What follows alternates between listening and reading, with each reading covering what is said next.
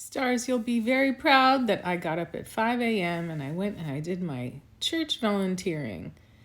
And it was good. But again, streets of Hollywood, there was an incident where some folks came along, and despite the fact that it's a church, they tried to steal one of the pop-ups. A pop-up is it's like a tent, but it has like four poles, and it raises up like a roof. You usually need, one or more people to help you extend the poles. It's quite sturdy, except when the wind blows really hard. But it's a pricey. It's not a camping item. It's more of a base camp, like when you have like a production or something.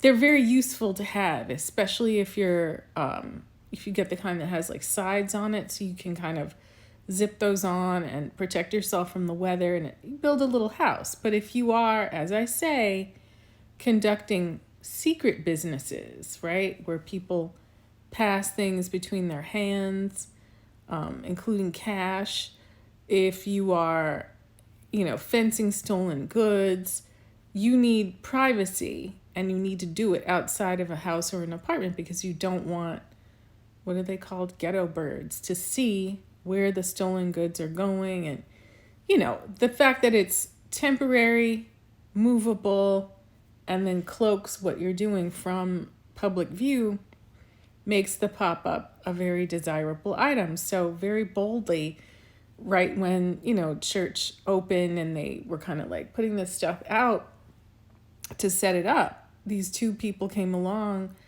and were going to take it.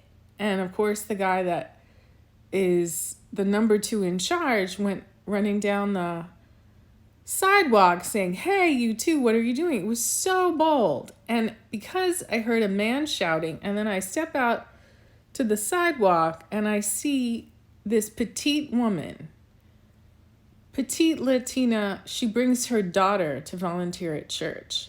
And when I see her and she has a steel baseball bat that is as long as her legs, and you could tell from her stance, she was ready to go. That this wasn't the first time she had gotten that baseball bat out of her car and was ready to go to work, go to bat. And that's when I knew it was serious. So I'm like telling everyone, I'm like, where are the men? Where are the men who can, go and back this person up? And one of the college students, when it was all going down, and this kid is like, he's a kid, right? 18, 19, 20, but he's over 6 feet tall. And he just drifted back inside past me. And I was like, hey, you need to go over there and just stand there, just so that he doesn't get hurt. Because, the dude that went to, confront the potential thieves, he looks younger than he is. He's past retirement age, right? He comes out, maybe this is one of the things that keeps him vital, right? Like, we're all battling our weight, but you wouldn't look at him and be like, oh, this guy is like Trump's age. Not at all. And he was not a shrinking violet, and he's not lazy, but it was astonishing, right? I think I told you, I've been using my street name because some of the people involved are street people.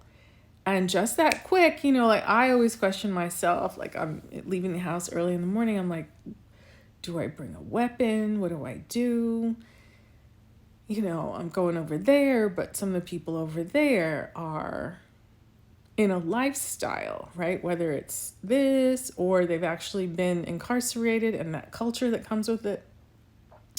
That guy that calls him preacher man who wants to try again, I'm pretty sure he comes from that background, and I'm pretty sure he's going there because he has to. But at the same time, I'm not trying to alienate the church from his free labor, right? Whatever value you find going over there to help, they certainly need the help. And there's hundreds of people, who come through there. I think I told you about the big passport event last week, and now the holidays are coming. So I'm trying to help them fundraise. It's interesting, right? But so that went down, and then, all of the like big strapping, like they look like they're on the crew team, college guys all come in a group like an hour later than everyone else. And then they all kind of like giggle and stand around, and some of them are like not very efficient, but whatever. If they like them, I love them. But I was kind of frustrated. I was like, you guys should have been here earlier to create a sense of deterrence, because it was up to that woman who's like 5'1" to go to her car and get her aluminum, or what do you make? I guess they're aluminum bats, but it was a fat one. It was a fat aluminum bat.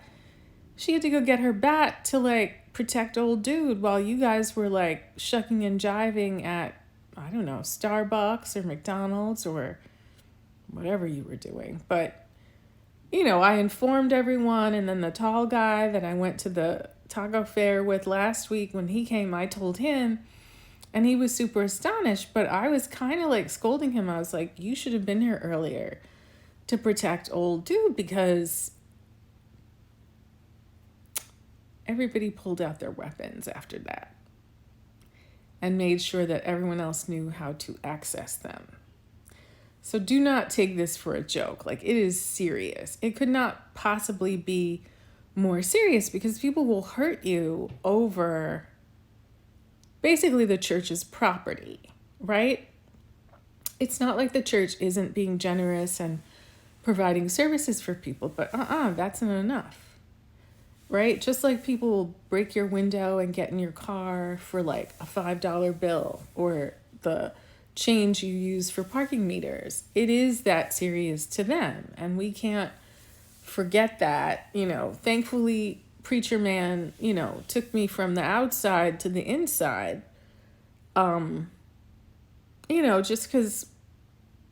Just because I have pure intentions doesn't mean other people do, right?